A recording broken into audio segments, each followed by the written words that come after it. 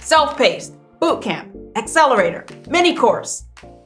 You've seen all of the different types of courses out there. You've seen the names, but what do they all mean? And how are they different from each other? In this video, I am gonna break them all the way down. Let's go. Hey family, it's Janelle Allen, Learning and Marketing Strategist for online course creators. If you are new here, welcome. I am so excited to have you. If you have not subscribed to the channel yet, I invite you to click the subscribe button and don't forget to hit the little bell icon next to it so you get notifications every time I drop a new video. And this is Fred. Fred is really big and he doesn't care about my picture right there. So this is Fred. I'm Janelle, Fred, Janelle, Fred. He's handsome and he knows it. All right, let's talk about the 7 types of online courses. All right, so this is gonna be a mixture. We're mostly gonna talk about different types of formats. All in all, there's something called modality when it comes to courses. And what that really means is how it's delivered. What is the mode that it's going to be delivered? So typically modality is going to be online or in person or even a little bit of both. So we're primarily going to talk about formats, but there's going to be a couple of distinctions when it comes to modality as well. All right. So number 1 is everyone's favorite self-paced course, right? This is the one that everybody wants to create because you want the passive income, right? That's the dream for a lot of people. So you want a course that you can create that's going to help people and also make you money while you sleep. I can't tell you how many times I've heard people say that. So this is an online course, right? It's going to be delivered online through a course platform like Teachable or Kajabi or Thinkific. And there's not going to be any type of synchronous activity, any live sessions or anything that's happening at the same time with everybody. So just because there's no synchronous activity doesn't mean that you can't have a community or offer live coaching as an added bonus, right? Maybe you have 2 different tiers that people can purchase. One is the course only, one is the course, and then they can get some one-on-one help. So the main takeaway is this a self-paced course is delivered online only, and people can work at their own pace, right? They can take as long as they want to complete the course, or they can run through it in a weekend, whatever works for them and their schedule. The other distinction when it comes to self-paced courses is it is open enrollment. Typically, these courses are going to be available for purchase anytime. It depends on how you have it set up, right? If you have an evergreen funnel, which is what we typically see, people go through the funnel and they'll get an invite. Or maybe you have a link from your social media accounts where people can go buy the course. But the key is there's no sort of application or cohort-based enrollment. People can buy it at any time. So that is self-paced courses. Let's keep going.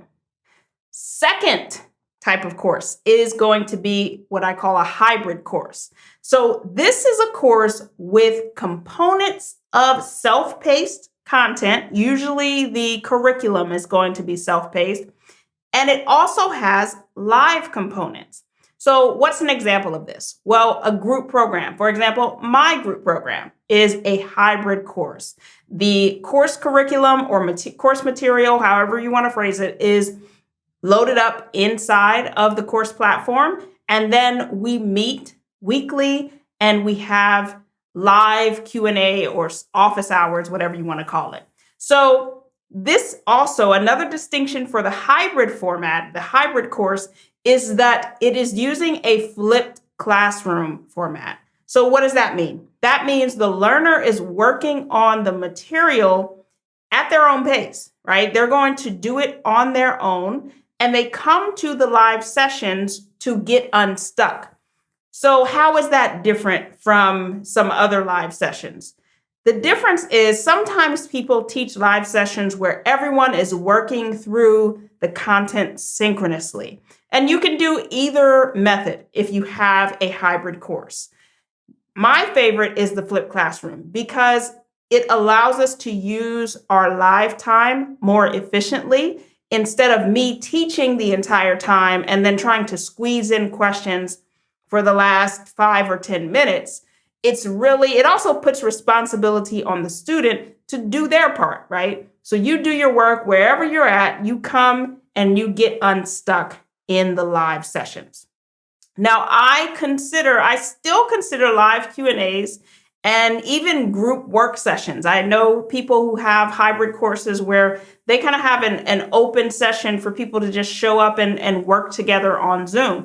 I still consider that hybrid, a mixture of self-paced content or curriculum and live sessions, whether it's synchronous or, it's going to be synchronous, right? Whether it's Q&A or it's some type of everyone teaching and learning at the same time. Now, with hybrid programs, there may be an application to gain entry, right? So these are going to have distinctions as far as enrolling or purchasing the program. There's typically going to be a rolling enrollment period. Rolling enrollment. So what does that mean? That means you can set this up where, people go through a funnel and they can purchase it. So it can kind of be open or based on your funnel, or you can have an application and, maybe you accept applications at different times during the year. And so it's just rolling, or you can have people apply, anytime, and you just periodically review. So it's a rolling enrollment period. In other words, it may or may not be fully open, but you don't have a set start date for your launch and a close date for your launch. You can still do manual launches if you want to. I've seen people do it. I do it myself. But in general, especially if you're doing an application style, people can apply whenever they want to. Now, if your hybrid course is cohort style, then there's going to typically be a deadline to apply, right? So if you're doing it where you have groups of people, cohorts going through, you want to onboard them all at the same time. So maybe you have a spring cohort. Maybe you do it seasonal, right? You have a spring cohort, a summer cohort, a fall cohort, a winter cohort. Well, you're typically going to have a deadline for each one. Or maybe you have monthly cohorts, right? At the end of the month is the deadline, and then everyone who applied for that month goes through as that cohort. So that is hybrid programs or hybrid courses in a nutshell.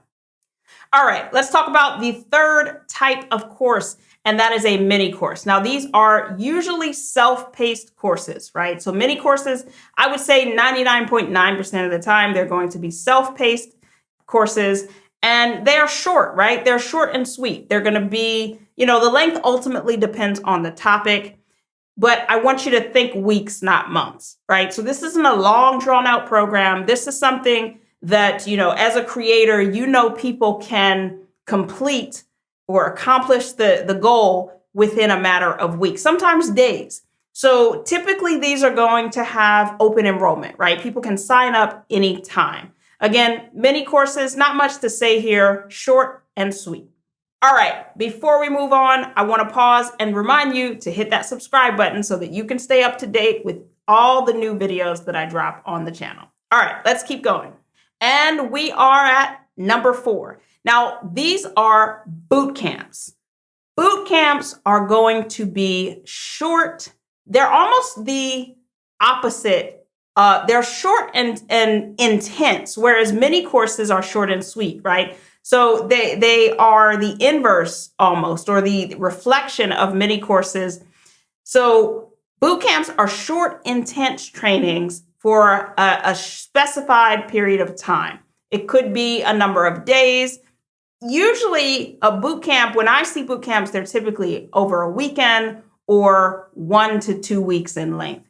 The intensity Intensity is the name of the game when it comes to boot camps. Accomplishing a lot in a short period of time in order to achieve a goal, right? Your learners want to get something done. Maybe they want to learn how to write wedding speeches. So you're going to put together a 2-week boot camp and you're going to meet twice a week and they're going to get their speech done and boom, that is your boot camp.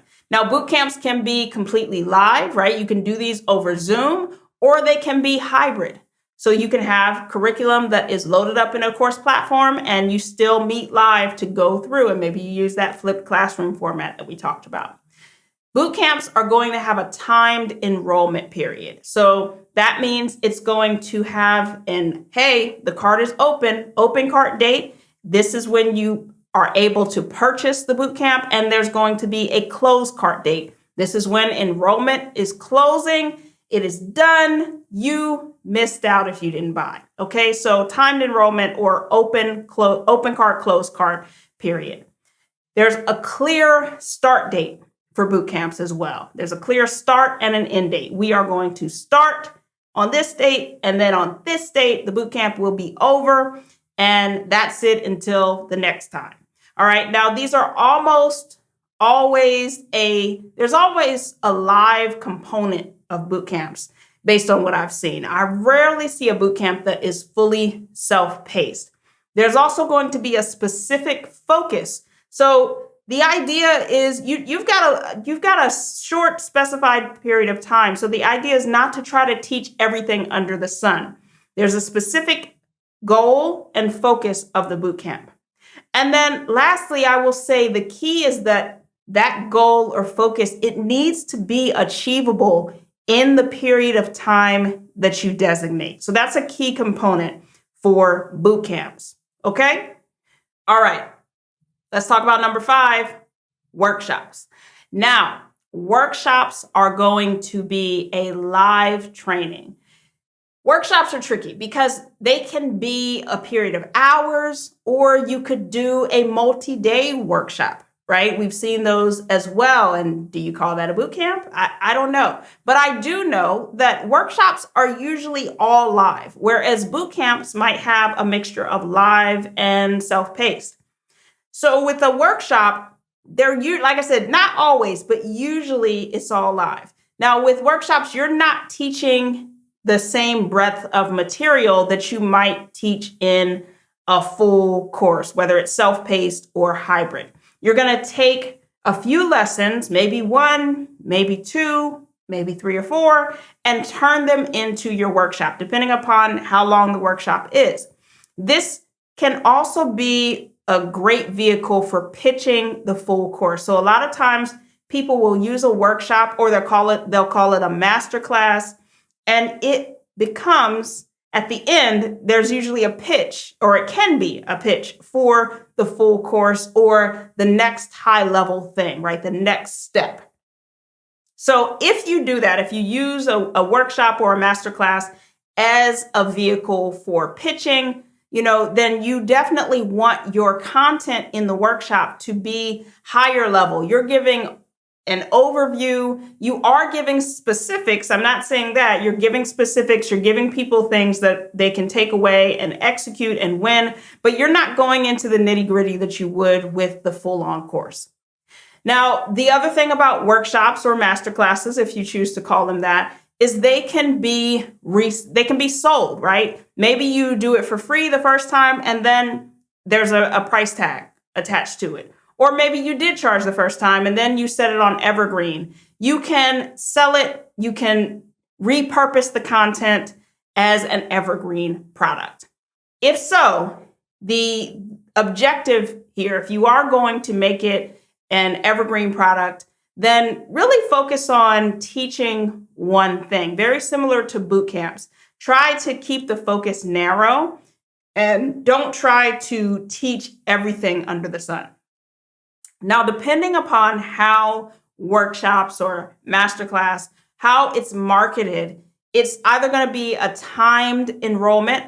Usually the first time you do it, there's an open cart, closed cart. Hey, I'm doing this thing, sign up now. Hey, sign up is ending, right?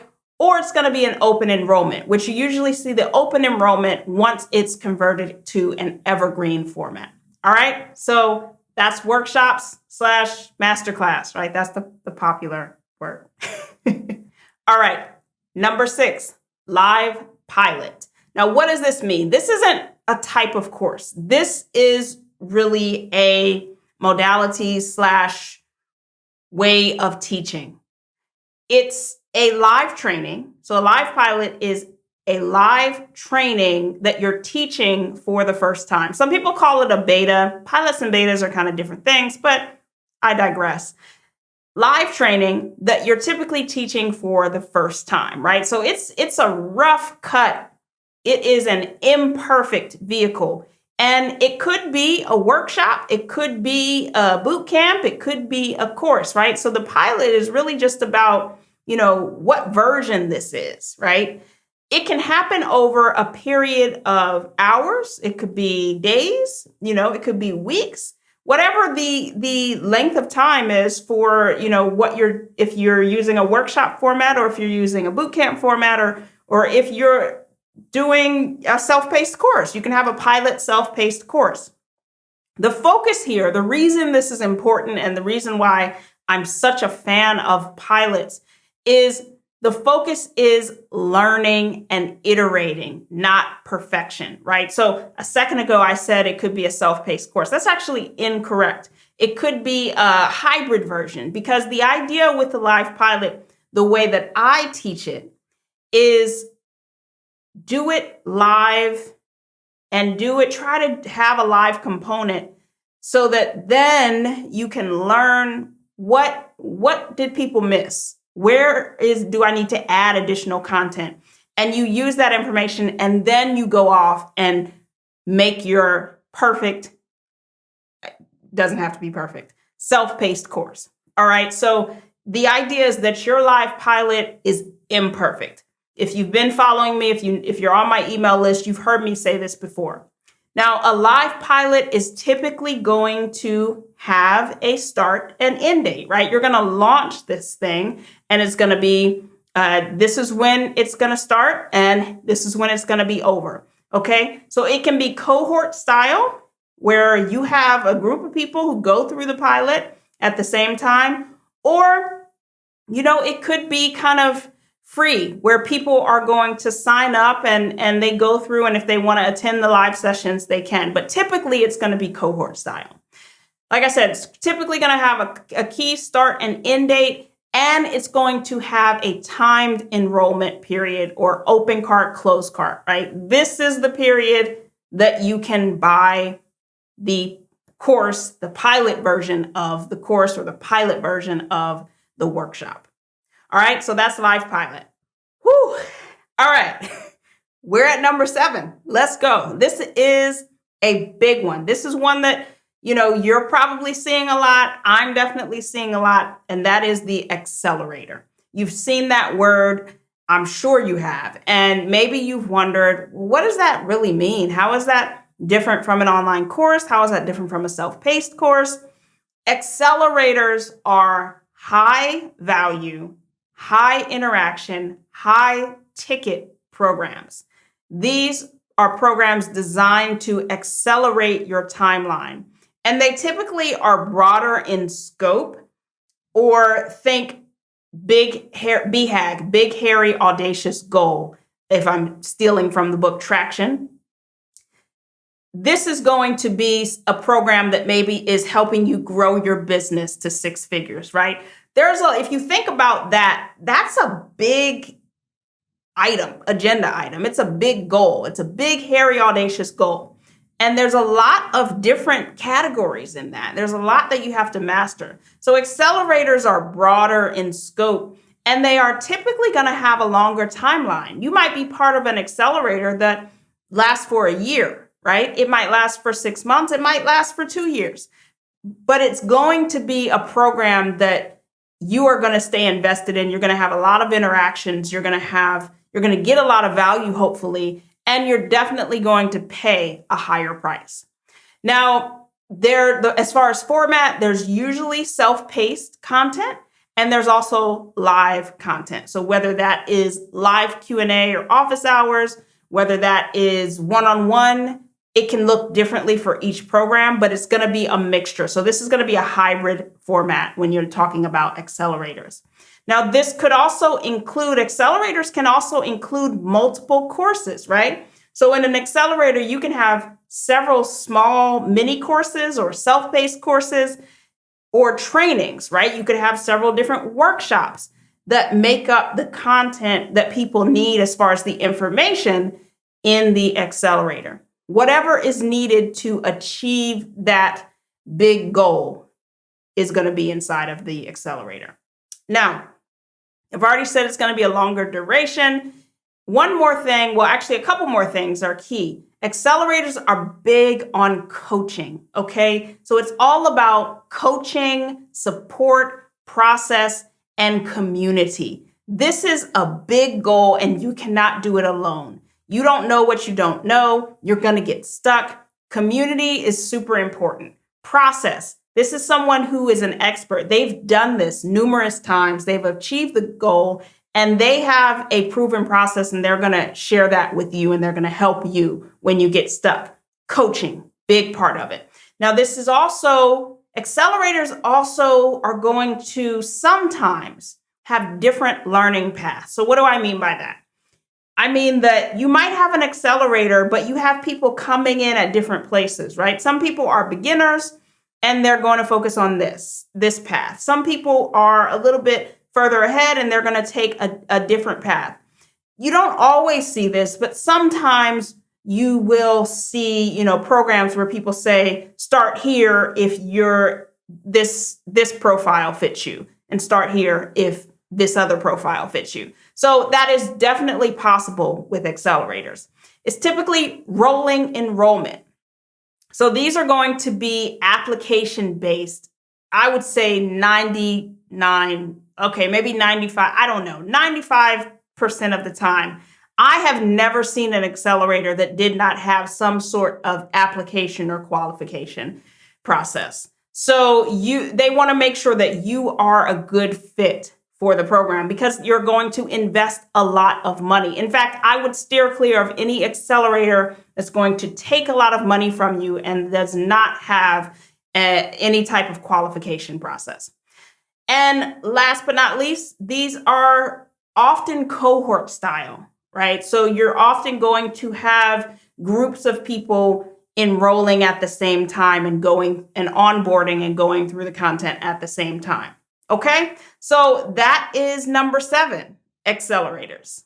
Okay, we made it to the end. In today's video, you learned the 7 types of online courses and all of the ins and outs of each one.